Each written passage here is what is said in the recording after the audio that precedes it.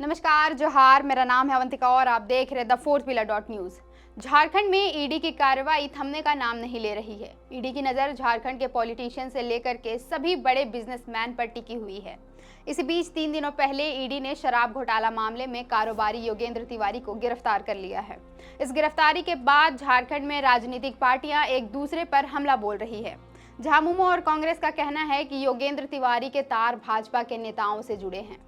झामुमो ने बीते कल शराब कारोबार से जुड़े पूरे प्रकरण की जांच के लिए तत्काल एसआईटी के गठन की मांग कर दी है। झामुमो के केंद्रीय महासचिव सुप्रियो भट्टाचार्य ने शनिवार को मीडिया से बातें करते हुए कहा कि शराब के कारोबार से जुड़े भाजपा के नेताओं का भाजपा के ही बड़े बड़े नेताओं से गहरे संबंध है।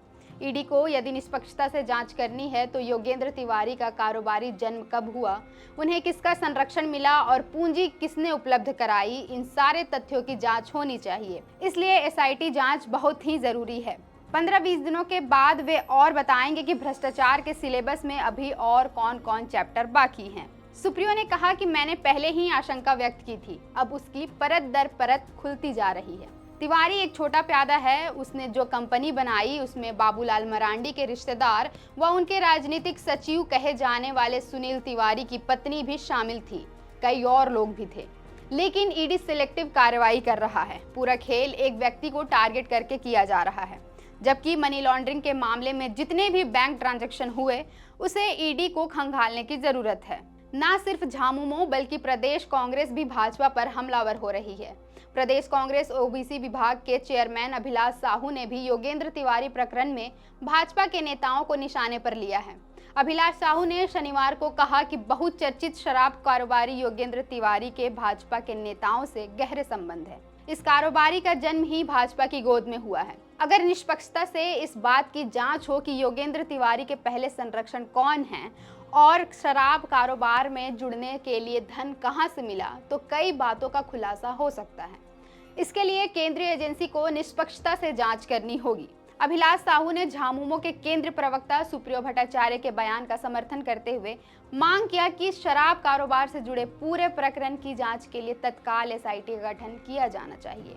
इससे पता चल पाएगा कि वास्तव में तिवारी के साथ किसका गहरा संबंध है। राज्य एक केंद्रीय एजेंसी की तरह काम कर रही है। उससे लगता है कि वह लक्ष्य तय करके काम कर रही है। शराब घोटाला मामले को समझे तो देश की सर्वोच्च जांच एजेंसी ईडी 2022-23 में झारखंड में हुए कथित शराब घोटाले की जांच कर रही है।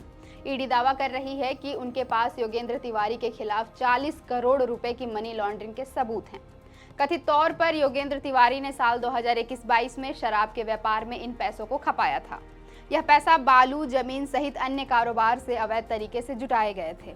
यह भी दावा किया गया था कि इसमें से 6 से 7 करोड़ रुपए योगेंद्र तिवारी की कंपनियों में निवेश किया गया था और 30 करोड़ से अधिक पैसे शेल कंपनियों के माध्यम से शराब के ठेकों में निवेश किया गया था। आय से अधिक संपत्ति को लेकर इसी साल मार्च में आयकर विभाग ने योगेंद्र तिवारी के ठिकानों पर छापा मारा था। इस दौरान पूछताछ में उन्होंने 15 करोड़ रुपए की अघोषित संपत्ति की बात स्वीकार की थी। बीते गुरुवार को उन्हें ईडी ने शराब घोटाले में पूछताछ के लिए सुबह 10 बजे बुलाया था। योगेंद्र तिवारी इस मामले पर संतोषजनक जवाब नहीं दे पाए, जिसके बाद उन्हें ईडी ने शाम 7 बजे गिरफ्तार कर लिया। प्रदेश भाजपा ने भी झामुमो और कांग्रेस पर पलटवार किया है। भाजपा प्रदेश प्रवक्ता कुणाल सांगकी ने कहा कि योगेंद्र तिवारी की गिरफ्तारी से राज्य सरकार के सत्ता संपोषित भ्रष्टाचार की कई परतें खुलेंगी। योगेंद्र तिवारी भी प्रेम प्रकाश सहित अन्य सत्ता के दलालों की तरह ही भ्रष्टाचार का सरगना है, जिससे ईडी की पूछताछ में कई राज खुलेंगे। योगेंद्र तिवारी द्वारा कई मेल मैसेज डिलीट किया जाना भ्रष्टाचार की जड़ें गहरी होने का ही संकेत करता है। सवाल उठ रहे हैं कि आखिर 3-3.5 वर्षों से राज्य सरकार ने योगेंद्र तिवारी पर मुकदमा दर्ज होने के बावजूद कार्रवाई क्यों नहीं की है। कुणाल सांगकी ने कहा कि हेमंत सरकार को योगेंद्र तिवारी का भूत कुछ दिनों पहले से ही परेशान करने लगा था, जिसके कारण झामुमो की बौखलाहट बढ़ गई है। झारखंड का शराब घोटाला छत्तीसगढ़ शराब घोटाले से भी बड़ा साबित होगा। उन्होंने कहा कि झामुमो योगेंद्र तिवारी के मामले में एसआईटी गठित करने से पहले एफआईआर दर्ज कराने की मांग क्यों नहीं करता है। फिलहाल के लिए इतना ही। देखते रहें the fourth pillar dot news. अगर आप चाहते हैं कि हमारे वीडियोस का नोटिफिकेशन आपको बिना देरी के मिलता रहे तो आप इस चैनल को फॉलो और सब्सक्राइब जरूर कर लें। बाकी आप हमारे काम को लेकर कोई सुझाव हमें देना चाहते हो तो कमेंट बॉक्स में आप सादर आमंत्रित हैं। इसके अलावा हमारे वीडियोस आपको अलग अलग ठिकानों जैसे फेसबुक, इंस्टाग्राम, ट्विटर पर भी देखने को मिलेंगे, जिसके लिंक डिस्क्रिप्शन में डाल दिए गए हैं। शुक्रिया।